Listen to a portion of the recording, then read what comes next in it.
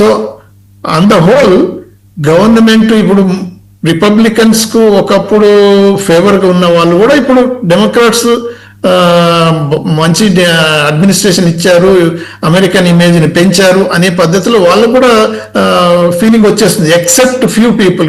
ఇప్పుడు ఉంది అనుకోండి డిఫెన్స్ సెక్రటరీ, అంటే ఇప్పుడు డిఫెన్స్ కాదు కదా, ఇప్పుడు వార్ సెక్రటరీని, తర్వాత ఇది ఫారెన్ సెక్రటరీ ఆఫ్ స్టేట్ వాళ్ళు, ఇప్పుడు డిఓజే ఆయన సెక్రటరీ, ఇప్పుడు హోమ్లాండ్ సెక్యూరిటీ సెక్రటరీ, వీళ్ళంతా దే ఆర్ అంటే ఏమంటారు బ్లైండ్ గా ట్రంప్ ఫాలో అయ్యి ట్రంప్ ఏం చెప్తే అది అంతే వేదం అనే పద్ధతిలో పోతున్నారు తప్ప యాక్చువల్ గా ఇప్పుడు మొన్నటిదాకా ఉన్న ఏది డిపార్ట్మెంట్ ఆఫ్ జస్టిస్ బ్లాండీ ఏమైతే ఎగిరిపోయింది.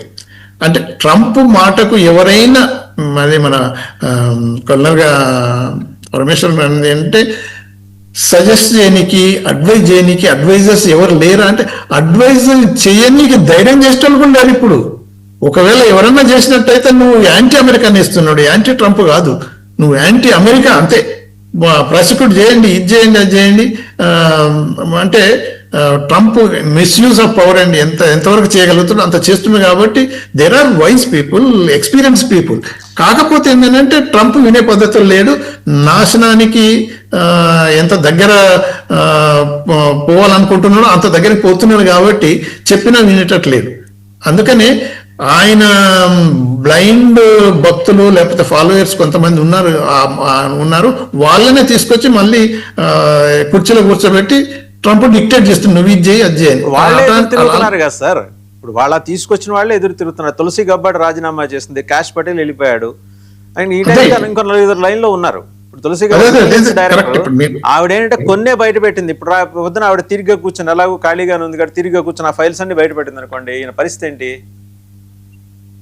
ఇప్పుడు పాంబోండి అన్నది కదా, ఇది ఎప్స్టీన్ ఫైల్స్ అన్ని నా టేబుల్ మీద ఉన్నాయి అన్నది. నీ టేబుల్ అసలు ఫైలే లేవు, అదంతా ఒకసారి నువ్వు ఫైల్ ఉన్నాయి నా మీద అంటున్నావు అయ్యి అనేది గెట్అవుట్ అనేది మొత్తం పంపించేశాడు. అంటే ఇప్పుడు తులసి గబ్బర్డ్ ఇంటెలిజెన్స్ రిపోర్ట్లన్నీ ఇరాన్ ఏది బాంబు తయారు చేస్తున్నది, తర్వాత ఇవన్నీ ఉన్నాయి, అదంతా ఏం లేదు, మనం వేగద అన్నది వీ అబ్లిటరేటెడ్ ఎంటైర్ న్యూక్లియర్ ప్లాంట్ ను, అసలు ఏం లేదు అక్కడ అంటావు, మళ్ళీ ఇప్పుడు వచ్చి ఇరాన్ తయారు చేస్తుంది అంటావు, అది ఎలా అవుతుంది? ఇంటెలిజెన్స్ అనేది అక్యురేట్ గా వాళ్ళు రిపోర్ట్ ఇస్తున్నారని ఆవిడ చెప్తే అది నచ్చలేదు. సో అందుకని ట్రంప్ మైండ్ లో ఉన్న ఏదైతే ఆలోచన ఉన్నో దానికి ఇది సరైనది కాదు, ఇలా చేస్తే మంచిది కాదు అని చెప్పే వాళ్ళు ఎంతో మంది ఉన్నా కానీ చెప్పలేకపోతున్నారు. చెప్పినా కానీ వాడు వినేటట్లేదు. కాబట్టి ఇక అది is digging his own grave అంటాం, లేకపోతే ఏదైనా వాట్ ఎవర్ ఇట్ ఈస్. కాకపోతే ఏంటంటే ఇప్పుడు రిపబ్లికన్స్ దే ఆర్ వరీడ్. మీరన్న పద్ధతిలో కూడా ట్రంప్ కనుక 4 years కంటిన్యూ అయితే ఈ మిడ్ టర్మ్ ఎలక్షన్స్ ఓడిపోవటమే కాదు కానీ మళ్ళీ వచ్చే ఎలక్షన్స్ కూడా రిపబ్లికన్ పార్టీ మళ్ళీ పవర్కి రాదేమన్న భయం వాళ్ళకు ఉన్నది. కాబట్టి ఇంపీచ్మెంట్ కు ఎంతమంది సెనేటర్స్ ఎదురు తిరిగారు కదా, రిపబ్లికన్ సెనేటర్స్. అందుకనే కదా అది వార్ పవర్స్ కట్టెలు రిజల్యూషన్ పాస్ చేశారు, అంటే ఆ స్టేజ్కి వచ్చేస్తుంది. సో అందుకనే ఇప్పుడు ఏమవుతుంది అంటే ట్రంప్ ఆ సీట్లు ఉన్నంత కాలము ఒక మన రిపోర్టర్ మీరు అన్నారు కదా, ఏది మీడియా వాళ్ళను కూడా డైరెక్ట్ అన్నాడు సార్, ఏబిసి ఎన్బిసి వీటిని ప్రత్యేకంగా ప్రస్తావిస్తున్నాడు అనమాట. మీడియాలోని ఇతరులు అంటే ఎవరు, ఒక డే స్టేట్ వాళ్ళు కుట్రలో భాగంట ఇలాంటి మోసానికి పాల్పడితే వారి లైసెన్సులు రద్దు చేయాలి. వాళ్ళు మన ప్రజా ప్రయోజనాలకు చెందిన కోట్లాది డాలర్ల విలువైన ప్రసార తరంగాలని ఏమాత్రం డబ్బు తీసుకోకుండా వాడుకుంటున్నారు. రేపు పొద్దున మనకు కూడా వస్తాయి, ఆల్రెడీ వచ్చింది ఒక తెలుగు స్టేట్ లో, వస్తాయో ఇక్కడ కూడా చెప్పలేము. ఏబిసి ఎన్బిసి అనే ఛానల్స్ ని ప్రస్తావన చేస్తూ చెప్పాడు ఆయన. అదే ఓపెన్ గా థ్రెట్. అంటే అది ఎంత దూరం పోయింది అని అంటే, నువ్వు వినకపోతే నేను నీ జైలు పడేస్తాను, ప్రాసిక్యూట్ చేయండి అని ఇస్తున్నాడు కదా ఆ పద్ధతిలో. అంటే ఇక పిచ్చోని చేతిలో రాయి, పిచ్చోని చేతిలో ఇప్పుడు పవర్. సో ఆ మిస్యూజ్ ఎంతవరకు పోయిందని అంటే పార్టీకి పర్మనెంట్ గా డ్యామేజ్ జరుగుతుంది అనేది మాత్రం ఇప్పుడు రియలైజ్ అవుతున్నారు వాళ్ళు కూడా. అందుకనే ట్రంప్ ఇంకా కొద్దిగా ముందుకు పోతే ఇప్పుడు ఈ వారు కూడా ఇవన్నీ రిపోర్ట్లు బయటకు వస్తున్నాయి, ఏది అల్లునికి లేకపోతే వాళ్ళ ఫ్యామిలీకి మొత్తం ఏది కాంట్రాక్ట్లు ఇవ్వటం, లాభం రావటం, ఇవన్నీ బయటకు వచ్చేస్తున్నాయి. సో అంత దూరం ఎందుకు? ఆయన ఇన్కమ్ ట్యాక్స్ రిటర్న్స్ దాంట్లో ఏదో టాప్ సీక్రెట్ అయితే ఇది డిపార్ట్మెంట్ రిలీజ్ చేసింది కాబట్టి నాకు బిలియన్స్ డ్యామేజ్ అయిందని స్టేట్ గవర్నమెంట్ అంటే డిపార్ట్మెంట్ ట్రంప్కు $బిలియన్స్ డ్యామేజెస్ గా పే చేయొచ్చు అని తీర్మానం చేసి ఆర్డర్స్ ఇష్యూ చేస్తే కోర్టులో పోయి కొట్టేసిన వాళ్ళు. అవును. అంటే ఇటువంటి పిచ్చి పనులు ఇవన్నీ బయటకు వస్తున్నాయి కాబట్టి ట్రంప్ ఈజ్ లయబిలిటీ అనేది రిపబ్లికన్ పార్టీ తెలుసుకుంటుంది. సో ఇటువంటి యాక్షన్స్ ఏదో ఒకరి మీద ఇప్పుడు స్కేప్ గోట్ అంటే అక్యుజేషన్ అనేది కొంతవరకు చేస్తారు, కానీ ఏ బేస్ అంటే వితౌట్ ఎనీ ఎవిడెన్స్ నువ్వు అలా చేయటం వల్ల ఏమవుతుంది అని అంటే నీ క్రెడిబిలిటీ ఇండివిజువల్ గా పోవచ్చు, కానీ ఒక కంట్రీ క్రెడిబిలిటీ చాలా దెబ్బతింటుంది. అమెరికా ఇప్పుడు it has become Trump has become laughing stock everywhere, but America అనేది ఒక గ్రేట్ పవర్ ఉండి అది కూడా లాఫింగ్ స్టాక్ గా మారిపోద్ది అనేది అమెరికన్ ప్రజలకు ఇప్పుడు అర్థం అవుతుంది. సో ఈ మిడ్ టర్మ్ ఎలక్షన్స్ లో చాలా వరకు ప్రజలు కొంతవరకు ఇప్పటిదాకా పిచ్చోళ్ళు అనుకున్నాం, కానీ ఇప్పుడు తీర్పు ఇవ్వచ్చు ప్రాపర్ గా, ట్రంప్ ను కొంతవరకు కంట్రోల్ చేయొచ్చు, అవసరం వస్తే ఇంపీచ్ కూడా కావచ్చు. రైట్. పెకేట్ ప్రసాద్ గారు మీరేమంటారు సార్? అంటే ఇంపీచ్మెంట్ దాకా తెచ్చుకుంటాడా ఏమన్నా ఈ లోపల తన లోపాలని సరిదిద్దుకునే ప్రయత్నం ఒక 10% 15% ఏమైనా చేసే అవకాశం ఉందా, లేకపోతే ఇదే అడమెంట్ నేచర్ తోటి బిహేవ్ చేసే పరిస్థితి కనిపిస్తుందా పేకెట్ గారు? అంటే నేను అనుకోవడం ఇంకా ట్రంప్ ని నెమ్మదిగా ఆయనంతటా ఆయనే బయటికి వచ్చేలాగా నాకు ఆరోగ్యం బాగాలేదో లేకపోతే మెంటల్ స్టేటస్ బాగాలేదో అని చెప్పి బయటికి వచ్చే అవుతుందేమో, లేదంటే వాళ్ళే రిపబ్లికన్లే ఆయన తరిమి కొడతారు. JD Vance he's getting ready to get into that shoes. So అందు గురించి చాలా మంది వాళ్ళు నెగోషియేటర్స్ డీలింగ్ చేసుకోవడం జేడీ వ్యాన్స్ తో ఆల్రెడీ స్టార్ట్ చేసేసారు. కాబట్టి నేను అనుకోవడం అండి, ట్రంప్ ఇంకెక్కువ రోజులు ఉండకపోవచ్చు. ట్రంప్ ఒకవేళ ఉన్నా సరే ఆయన మీద ఉన్న ఈ కరప్షన్ అలిగేషన్స్ ఇవన్నీ ఎక్కువ బయటికి వస్తుంది. తద్వారా ఏంటంటే ఇప్పుడు ఉట్టి అమెరికాకే ప్రాబ్లం కాదు కదా, యావత్ ప్రపంచానికి ఆయన న్యూసెన్స్ అయ్యాడు ఇప్పుడు. ఎందుకంటే ఆయన తీసుకొచ్చిన ఇవన్నీ ఇప్పుడు ఆర్థిక వ్యవస్థలన్నీ దెబ్బతిండము. ఇంకా చూసుకుంటే అండి, ఒక రిపోర్ట్ ఒకటి వచ్చింది, మీరు చూసారో తెలియదు, ఇప్పుడు డెప్ట్ of America is close to $39.5 trillion అండి. ఇంకా అప్పుల్లో అలా పేరుకుపోతుంది అమెరికా. ఏంటి మరి అమెరికా మరి పరిస్థితి ఇప్పుడు?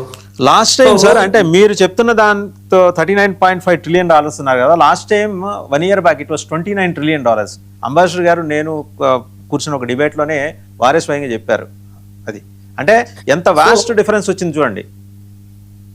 సో ఈ అప్పుల భారాన్ని ఎవరు భరించాలి ఇప్పుడు? సో ఏమవబోతోంది ఇప్పుడు? ఎందుకంటే అమెరికా కన్స్యూమరిజంలో నెంబర్ 1 కదా, మరి దాని మీద దెబ్బ పడితే మరి ఇప్పుడు ఈ మిగతా ప్రపంచం అంతా ఏమవుతుంది, ఆర్థిక వ్యవస్థలు.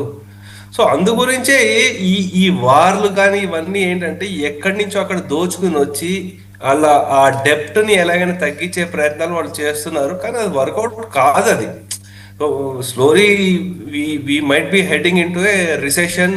లేకపోతే అమెరికా ఎకానమీ కూడా ఇప్పుడు మిగతా దేశాలు వాళ్ళ బాండ్ మార్కెట్ నుంచి విత్డ్రా చేసుకోవడం మొదలు పెట్టింది అనుకోండి, చైనా లాంటి దేశాలు, ఏమవుతుంది మరి అమెరికా ఆర్థిక పరిస్థితి? సో ఇవన్నీ చూసుకో. ఆల్రెడీ భారతదేశం తగ్గించుకుంటూ వచ్చేసింది, వాళ్ళ బాండ్ మార్కెట్లో ఏం లేదు. మిగతా దేశాలు కూడా, యూరోప్ దేశాలు కూడా, ఫ్రాన్స్, యూకే, వాళ్ళ బంగారం అంతా ఏదైతే ఉందో అవన్నిటిని వాళ్ళ దేశాలు తెచ్చేసుకుంటున్నారు. సో ఇది ఎప్పుడైనా కుప్పగొలచ్చు. అలాగే మీరు చూడండి, అందరూ ఏ టెక్నాలజీ అంటున్నారు. యుఎస్ లో ఉన్న టెక్నాలజీ స్టాక్స్ ఇవన్నీ పడిపోతూ వచ్చాయి, 30 to 40% పడిపోయింది. దాంతోడు ఏమవుతుంది, మిగతా ఈ సెమీ కండక్టర్ స్టాకులన్నీ పడిపోతున్నాయి. సో ఆ డబ్బులు ఎక్కడ వస్తున్నాయి, మళ్ళీ ఇండియన్ మార్కెట్ లో ఓపెన్ అవుతుంది. మీరు జస్ట్ అబ్జర్వ్ చేస్తూ ఉంటే. సో ఈ ఎకానమీ కొలాప్స్ ఎప్పుడైనా అవ్వచ్చండి. అది యుద్ధానికి లింక్ ఉన్నది. వీటిలో ఎప్పుడైతే మొత్తం జనాలు తిరగబడతారో ట్రంప్ ఇంకా రిజైన్ చేసే స్టేజ్కి వస్తుంది. వాళ్ళ ఓన్ సెనేటర్సే వాళ్ళు ఆయనకి తిరగబడతారండి. రైట్. థ్యాంక్ యూ పేకెట్ ప్రసాద్ గారు, అంబాసిడర్ డాక్టర్ వినోద్ గారు అండ్ కల్నల్ పరమేశ్వర్ గారు. Thank you very much. So చూసాం కదా, అమెరికా ఓటర్లని ప్రభావితం చేయటమా, లేకపోతే వాళ్ళ ఓటర్ల లిస్టుకి సంబంధించిన రహస్యాలన్నీ దొంగతనం చేయటమా, దాని ద్వారా రిగ్గింగ్ చేసి ఒకసారి ట్రంప్ని చైనా ఓడించటమా, ఈ మాటలన్నీ ఆయన ప్రస్తావన చేశారు. పైగా ఇంకో మాట అన్నాడు, తన ప్రసంగాన్ని, ప్రైమ్ టైం ప్రసంగాన్ని కొన్ని నెట్వర్క్స్ ABC, NBC లాంటివి ప్రసారం చేయలేదు, మీ లైసెన్సులు క్యాన్సిల్ చేస్తాను, ఉపసంహరిస్తాను. అంటే మనకు నచ్చకపోతే ఏదైనా చేస్తాం. మనం కూడా చూస్తున్నాం ఈ విపరీతాలు ఈ మధ్యకాలంలో మన చుట్టూ కూడా జరుగుతున్నాయి ఇలాంటివి. సో అది దానికి అమెరికా మినహాయింపు కాదు, ట్రంప్ అసలు మినహాయింపు కాదనేది ఇక్కడ స్పష్టంగా అర్థమవుతున్న విషయం, ఆవిష్కృతం అవుతూ వస్తున్న విషయం. రేపు పొద్దున నవంబర్లో జరిగే బై ఎలక్షన్స్లో కనుక ట్రంప్ ఓడిపోతే, అంటే రిపబ్లికన్ పార్టీ ఓడిపోతే ఆయన్ని ఇంపీచ్ చేయడం ఖాయం, అభిశంసిస్తారు. అభిశంసించిన తర్వాత ఆయన ఎలా అంటే నేను లేస్తే మనిషిని కాదు, లేచే పరిస్థితి అక్కడ ఉండదు, అలా మిగిలిపోతాడు. ఆయన చేతిలోంచి వార్ పవర్స్ తీసేస్తారు. ఒక్కటొక్కటిగా ఏంటంటే ఈ అధికారాలన్నీ తొలగించుకుంటూ వస్తారు. వచ్చి కూర్చొని ఆఫీస్లో కాస్త టీ తాగి 2 పేపర్లు చదువుకొని వెళ్ళిపోవటం, ఏమన్నా సంక్షేమ పథకాలకు సంబంధించిన ఫైల్స్ ఉంటే వాటి మీద సంతకాలు పెట్టడం. అంటే ఆర్థికపరమైన, ఆయుధపరమైన వ్యవహారాలన్నింటి నుంచి కూడా అధ్యక్షుడికి ఎటువంటి వాటి మీద అధికారం లేకుండా చేస్తారు. తన గొయ్యిని తానే తవ్వుకోవటం, అంతకుమించి మాట్లాడకూడదు, బాగోదు అనేది ట్రంప్ చేస్తూ వస్తున్నాడు. ఆయనతో పాటు ఆ గోతిలో రిపబ్లికన్ పార్టీని కూడా ముంచేయబోతున్నాడు, పాతి పెట్టబోతున్నాడు. ఇది అమెరికా ప్రజాస్వామిక వ్యవస్థలో ఒక పెద్ద విఘాతానికి దారి తీసే ఒక ప్లాట్ఫామ్ ట్రంప్ రెడీ చేస్తున్నాడు అనే దానికి ఇంతకన్నా వేరే ఇది అక్కర్లేదు. బట్ చైనా రాయబార కార్యాలయం కూడా ఖండించింది ట్రంప్ చేసిన అభియోగాల్ని. వాళ్ళు జనరల్గా రాయబార కార్యాలయం ఏం చేస్తుంటే ఆ దేశంలో జరుగుతున్న విషయాల్ని వాళ్ళ దేశాలకి పంపిస్తుంటారు. ఏ దేశమైనా చేస్తుంటుంది. చైనా ఏం కాదు, ఎవరేం చేస్తారు. చైనా కూడా అదే చేసింది. 22 కోట్ల మంది ఓటర్ల ఫైల్స్ని చైనా తస్కరించింది, దొంగతనం చేసింది, చోరీ చేసింది, రిగ్గింగ్ చేసింది. తను 2020లో ఓడిపోవటానికి కారణమైంది. టెక్నికల్గా నేనే గెలిచాను, సరే నేను 3వసారి కూడా ప్రెసిడెంట్గా ఉన్నానని చెప్పే ప్రయత్నం చేస్తున్న ట్రంప్కి ఎలాంటి ఎదురు దెబ్బ తగులుతుందనేది నవంబర్ మాసంలో మనం చూడొచ్చు. Thank you very much for watching view point.